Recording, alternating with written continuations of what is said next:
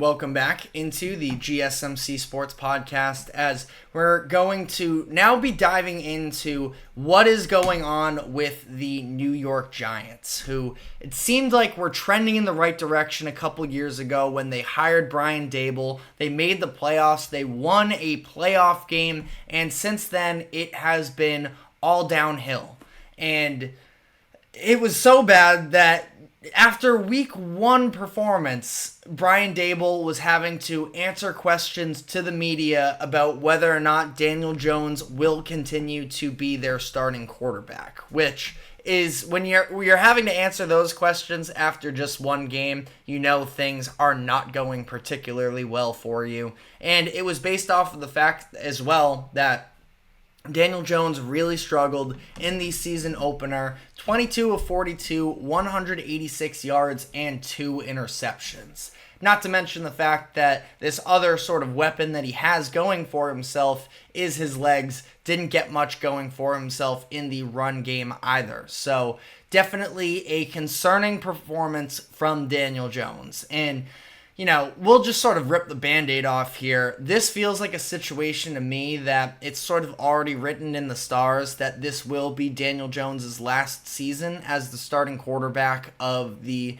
New York Giants, because of the fact that they do have an out in his contract this offseason, and if they don't pick it up then, the remainder of his deal that he signed a couple years ago will be fully guaranteed. And I can double check here the exact numbers of how much they would owe him moving forward, but I can tell you confidently it's not one that the Giants are going to hope to pick up, because it was a 4-year, $160 million deal when he first signed the extension.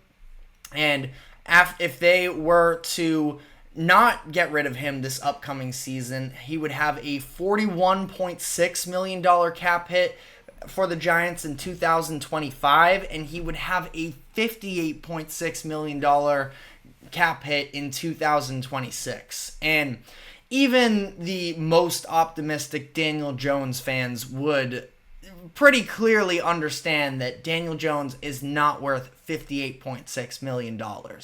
Very hard to build a team around that. Now, Daniel Jones is somebody that, I've never been a fan of necessarily. He was good enough during the playoff season in 2022. I didn't think he was excellent, but he at least was more reliable in terms of limiting turnovers, and him and Saquon in the backfield, they were a very good running offense, and that is something that, you have to consider in terms of when you talk about the evaluation of Daniel Jones, that he does, in theory, have a couple layers to his game, but that being said as well, there's no way the Giants end up picking up this contract, because just because you can run the ball does not equate you should be making over $40 million. And this year it's already 47.8.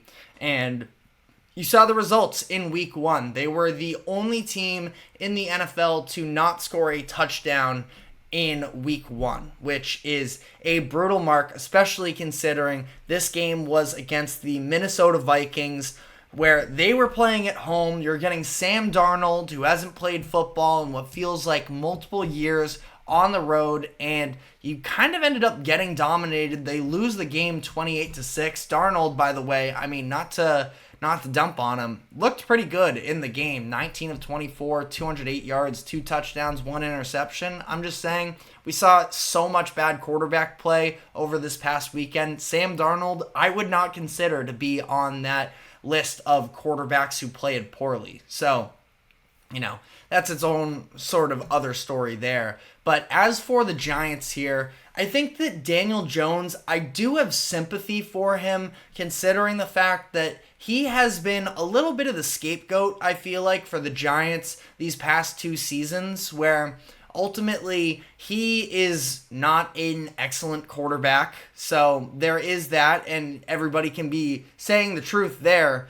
I also don't think he is the reason why they aren't a good team, because overall, I think the Giants are one of the messiest situations in the NFL entirely. And I actually this morning texted one of my friends that is a Giants fan.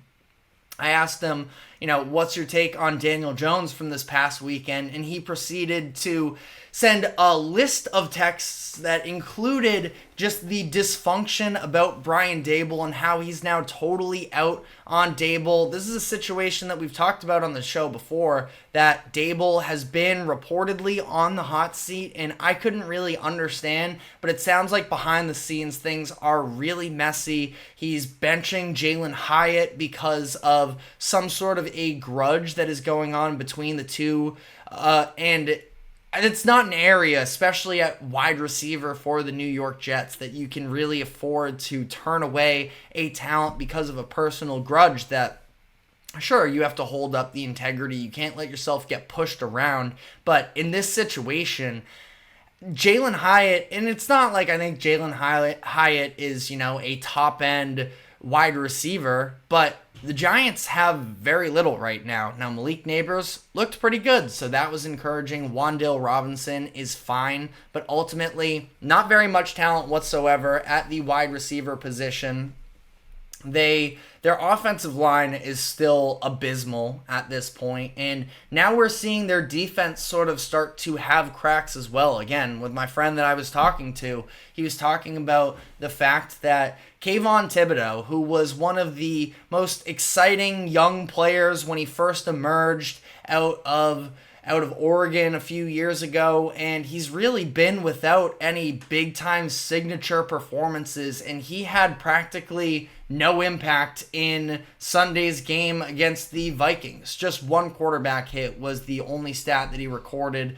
He got absolutely pummeled by Christian Darrisaw at one point as well, and that's a tough matchup without a doubt, but just has not developed into the player that they were hoping for, and that is sort of the idea as well, that since Daboll has taken over, player development has been very limited, where you're talking about Thibodeau, who hasn't really evolved into what they were hoping for, and Jalen Hyatt struggling to even see the field. Evan Thomas was a top 10 pick in the NFL, and he has been terrible since he really was drafted by them, and just all of these different factors as well. Does sound like the situation in New York is getting a little bit toxic, which sort of brings me to the fact that I don't know how many wins are going to be on the schedule for the Giants this upcoming season, and this might have to be a clean house situation where, again, I liked Daboll when they hired him.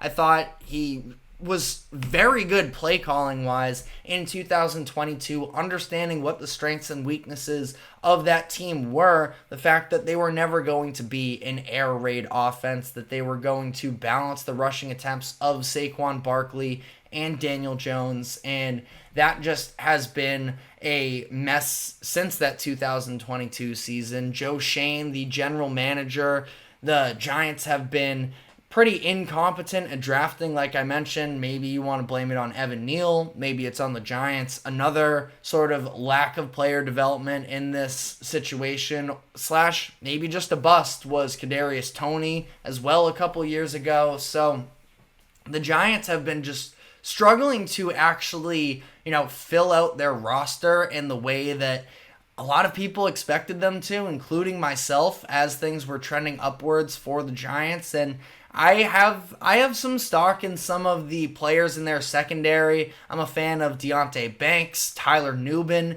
is a pretty nice player as well that they just drafted in the second round. That it's not like they are talentless, but they're pretty directionless right now. And I think that we're going to have to see a real 180 for Brian Daboll and this Giants organization in terms of how they can even function, in terms of, can we get past all of the toxicity and the drama that has been taking place behind the scenes for the Giants. They need to be so much better than they currently are, and expectations were low coming into this year, but getting blown out by the Vikings in week 1, even that is not living up to expectations there. That game at home, ultimately they're going to face off on the road against the Commanders this upcoming week. And I'll double check here what the overall strength of schedule looks like for the Giants, but they were a team that already coming into this year, you knew was probably going to have an uphill battle to stay afloat, and things have only gotten worse. Line was 6.5 coming into this season. According to Sharp Football Analysis, he has them with the middle of the pack strength of schedule, 14th in terms of easiest schedule. So, I mean, they're gonna have games ahead of them that aren't going to be cupcakes by any means. They do play in the Germany game against the Panthers, who we just talked about in the last segment, that were also a disaster. So, I feel for the people of Germany when that game comes to town. But overall, just a disastrous situation for the Giants right now. And again, this does feel like they might have to be cleaning house soon enough. But let me know what your thoughts are in the comment section. If you are optimistic, let us know why. But we are going to now head into our final segment of the day, where I'm going to be giving my thoughts on this past weekend in college football and reacting to the latest polls headed into week 3. So we will be right back with all of that. Do not go anywhere. We will be right back.